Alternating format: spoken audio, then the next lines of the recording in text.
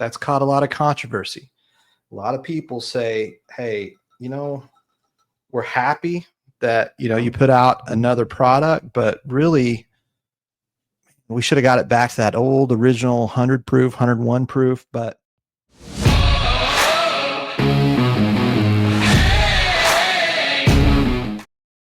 all right, guys, Hack here. And man, I'm so excited to do this. I don't do a lot of review videos by myself. Mac is traveling this week. I just got back from traveling and I got that phone call. Those calls that you get, maybe some of you do, some of you don't, but got a great local store owner that gave me a shout and said, you know what, I've got an Eagle Rare 12 for you, Hack. So made it back into town this morning, picked up this bad boy. I've had one sample of Eagle Rare 12 from my friend Tim, and I tested the Eagle Rare 12 against the Eagle Rare 10, which I've seen a lot of people do. I actually tested it from that sample against an Eagle Rare 10 store pick from Twin Liquor that all of our local Houston basement dwellers absolutely love. And Eagle Rare 12 was just better. So I thought, you know what, let me do a rundown of all the other 12s that I could find and grab real quick against this new Eagle Rare 12. But first of all, I'm going to crack this bad boy and get her kind of aired out a little bit. So as I do that, just real quick, the Eagle Rare 12 mash bill is known as the Buffalo Trace mash bill #1. And that is, I believe, the low rye recipe. So from those of you that know a lot about Buffalo Trace, you know that most of their products use either one of the two. And this uses mash bill #1. Now, the other thing is, other than the obvious 2-year additional age statement on this Eagle Rare 12, they also upped the ante just a little bit to the 95 proof. Now, that's caught a lot of controversy. A lot of people say, hey, we're happy that, you put out another product, but really we should have got it back to that old original 100 proof, 101 proof. But, let's see how it tastes out. I'm not a proof hound. Like I like proof. But man, I find that some of the lower proof stuff around that 100 can be great. This is a little bit under that, but I thought what I'd do first, guys, is let's do a rundown. So first up, we've got the Weller 12. It's also from the Buffalo Trace family. However, it uses a wheated mash bill, which is very similar to some of the mash bills that that the Pappy Van Winkle line uses. Now, there are people that would tell you this is watered down Pappy. Now, I don't tend to believe that, but I am a big fan of Weller 12. It gets us a lot of hate because it's only 90 proof, and sometimes it can sell on secondary for $150, $200 even at times, where this bottle shouldn't be more than $60 or $70, honestly, but I'd buy it at 100 probably. But the Weller 12, when I put it in blinds with my friends, a lot of times, surprisingly to them, it comes out on top. And actually, the Houston basement dwellers, I threw this in a blind and it walked away after 8 people blinded as the #1 pick out of some pretty good bourbons. So let's get on the nose here on the Weller 12. That very familiar sweet cherry. Oh, and even at the 90 proof, you get some light oak on the nose on the Weller 12. Yeah, it's such a sweet cherry caramel classic Kentucky bourbon. I remember when we did our Still Austin pick, I remember thinking, hey, this tastes a lot like a classic Kentucky bourbon, and it tasted a lot like a Weller 12, but with a little bit of that Texas Still Austin kind of flavor on it. But the Weller 12 is such a balanced pour. It's one of those sippers that you could sit down with a friend or multiple friends with a bottle of Weller 12, sip on it, talk about the old days, talk about sports, talk about bourbon, and very quickly you would just be sipping your way through this bad boy because it's just an easy sipper and it's a great pour. People like to say bad things about Weller 12, but honestly, like it's a great pour. Wish it was a little cheaper. Wish it was a little easier to find. Weller 12 is one of the very first tater bottles that I found. My mom actually bought it for me for Christmas a couple of years ago. I won't tell you what she paid online for it, but that was nice of my mom to go out and buy me one of my first tater bottles a few years ago. But yeah, I love this Weller 12. The only thing is there's not a lot of finish. There's a little sweet oak on the finish, but it doesn't. There's more finish on this, even at 90 proof, than some of the other Buffalo Trace Blantons that I get. because of that age, and that oak kind of carries through a little bit to the finish, and so you get the oakiness all the way through on this Weller 12. It's a great pour, and it's a great way to start an evening too.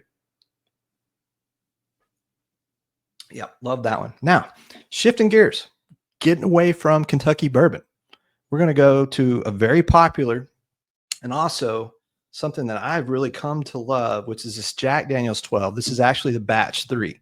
Now, there are people out there that will tell you, especially those people that are Jack Daniel's fans, they'll tell you that the batch 3 Jack 12, they like more than the Jack Daniel's 14. And I just realized I already poured that. Sorry, guys. So I've already poured them up. So I will tell you the truth. This Jack Daniel's 12 to me is really what made me decide, you know what? I really like what Jack Daniel's is doing. Let's get into the nose here. Immediately, it's got that Jack Daniel's Rickhouse nose. It feels like you're standing in an old Rickhouse when you sip on that, when you smell on that.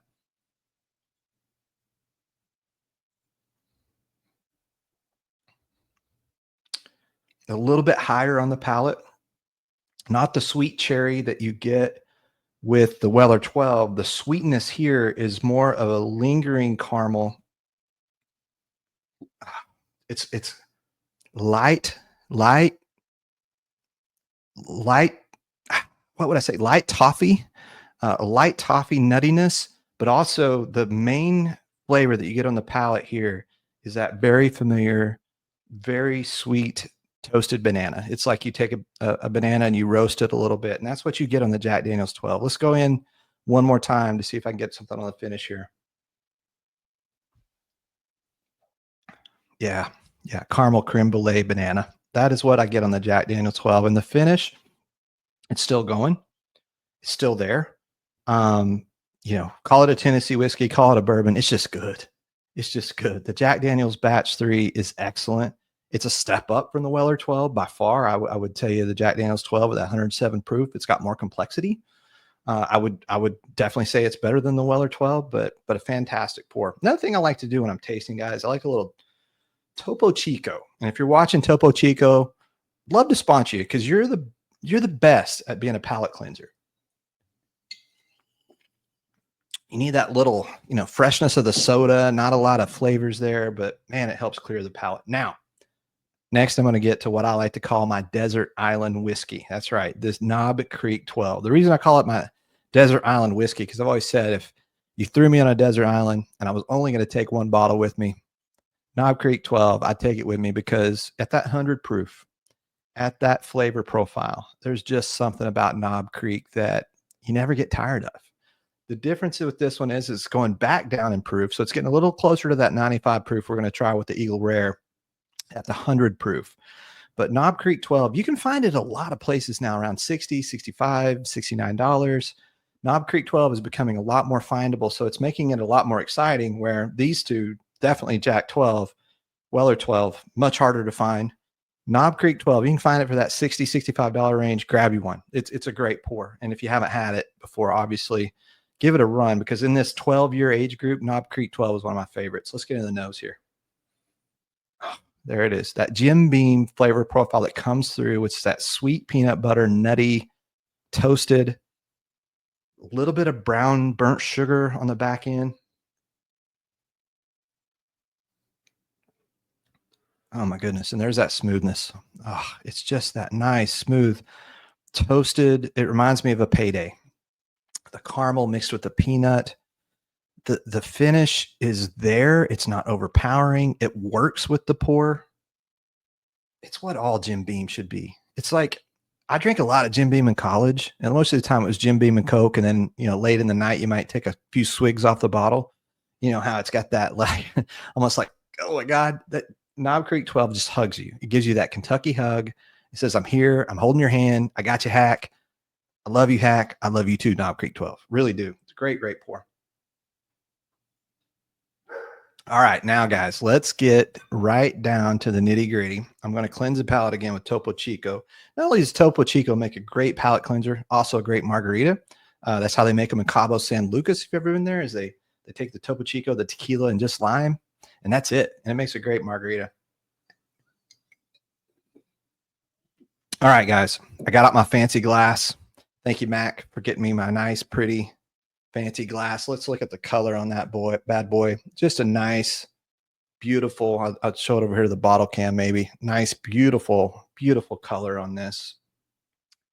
So lucky to have landed this Eagle Rare 12. So happy. I paid $70 for this. Might be a little bit above MSRP, but at the end of the day, God, I take it all day. I do a lot of business with that store owner. Obviously, I make a lot of picks with that store owner. So, Liquor Zone, thank you so much, Pete, for this bottle. And just, he's not giving it out to everybody. I know that, but I've been a good patron. And we're going to do something in the future where in some of our future videos, I'm going to talk to you guys about like how can you become a great customer of a store and work your way up through the rankings. I think that's something I can help you guys with. So watch out for that in the future videos. Let's not delay anymore, and let's get into the nose on this Eagle Rare 12. Immediately, there's a less pungent nose on this than anything else I've had. When I say pungent, I don't mean a bad way. There's just not as much, and maybe it's my nose a little bit. Okay. Light cherry cordial. Light cherry cordial. Okay. There is the oak. I get the oak on the nose with this Eagle Rare 12, which I'll be honest, I don't get that on the 10, but I don't want to do the comparison against the 10 tonight. I want to do the comparison against these other 12s. I will tell you the nose on the Eagle Rare 12 is not as inviting as a Knob Creek 12, not as stand out as the Jack Daniels 12, but it's better than the Weller 12. It's got a nicer connected, more oak, I would tell you, on the Eagle Rare 12 than you get on the Weller 12. So I would say these two noses are better, but let's get into the flavor.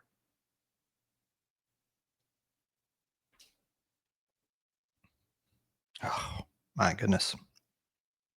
It's still going. There's still oak. I know that they're saying they only put 2 more years on this. And I know that most people would say, does it really matter? And I know there's people that have tried this and they've said, it's not that much better than 10. I disagree. It is miles better than 10. There is an oakiness, a sweetness, a caramel butterscotch on this. I finally get a butterscotch. That's one of my favorite notes. I didn't get a lot of butterscotch in anything else I did. Butterscotch is like almost like a cooked caramel with a little creaminess in it. And I get that creaminess here. I get that very familiar cherry oak on the nose, then it goes right into a creamy butterscotch. Let's try it one more time.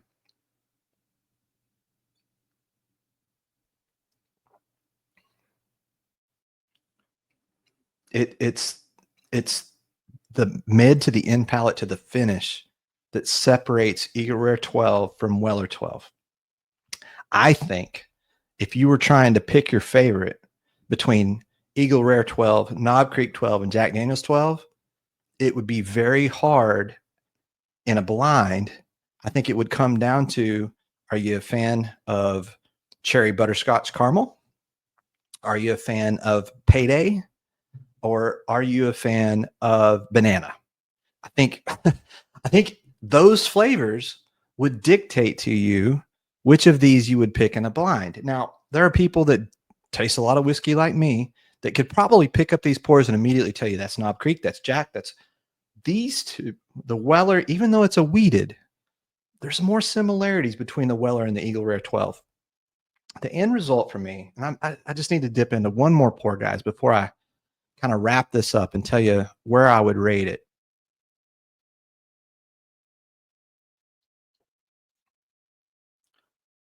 Yeah, I think most of you that have grown up, and I say grown up, I mean grown up in your whiskey journey, enjoying the Buffalo Trace.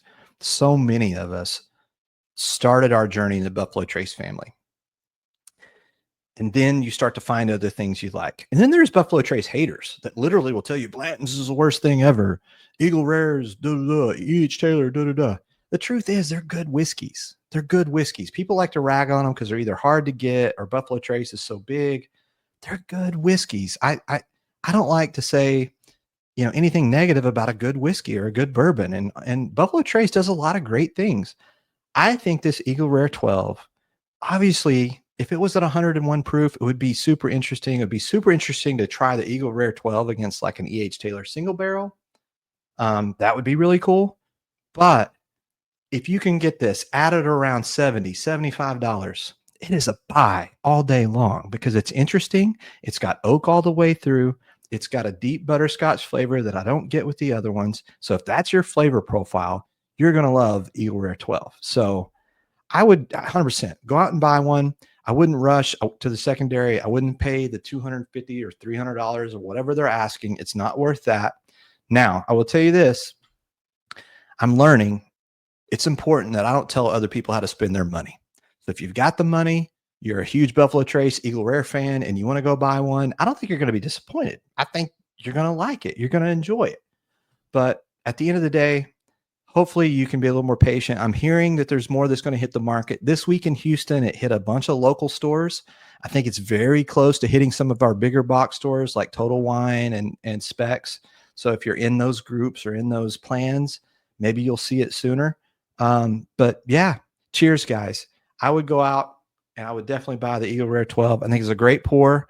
I wouldn't say it's going to be one of my pours of the year, but I'm very pleased with where they're headed with the extra age, with the extra proof.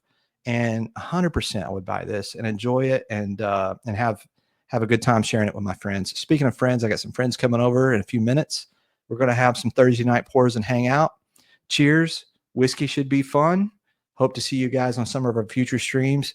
Peace out, y'all. Thank y'all for being here. Love you guys. Have a great rest of your week.